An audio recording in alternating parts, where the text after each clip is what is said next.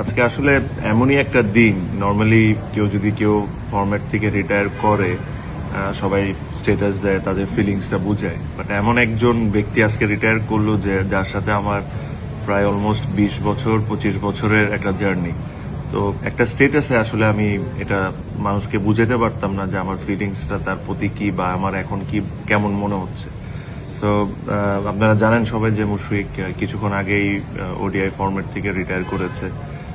মুশফিকরে আমি এতটুকুই বলতে চাই যে দোস্ত, তোর সাথে আমার খেলা শুরু আন্ডার 15 লেভেল থেকে, and I have seen you grow step by step. আমি তোকে দেখছি যে তুই একটা নর্মাল ব্যাটসম্যান থেকে একটা বাংলাদেশের one of the best batsman হয়ে কেমনে হয়েছিস। অনেক মানুষ হয়তোবা আপনারা ওর হার্ডওয়ার্কটা দেখার সুযোগ হয় নাই, যেহেতু আমরা ওদের সাথে একসাথে খেলি।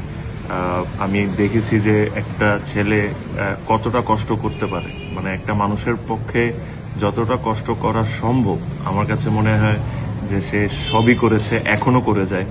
আমরা এটা নিয়ে অনেক সময় হাসাহাসিও করি যে একটা মানুষ এত কষ্ট করে কেন, বাট তার ডেডিকেশন, তার খেলার প্রতি ভালোবাসা, ইট ইজ ইমেন্স। এটা আমি কথায় কোনোদিন কাউকে বুঝাতে পারবো না, বাট আজকে ও খেলা ছেড়ে দেওয়া ওর জন্য এটা কত কষ্টকর। আমি যেহেতু ওর খুব কাছের একজন ফ্রেন্ড, তো আমি এই জিনিসটা ফিল করতে পারি যে it is so so so hard for him.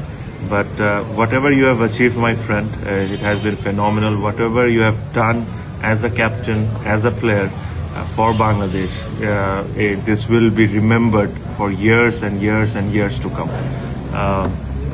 এখনো তুই একটা ফরম্যাট খেলবি, test format, and I really hope and pray that you do well and you at least play the 100 test, যেটা বাংলাদেশে এখন পর্যন্ত কোনো ক্রিকেটার খেলে নাই।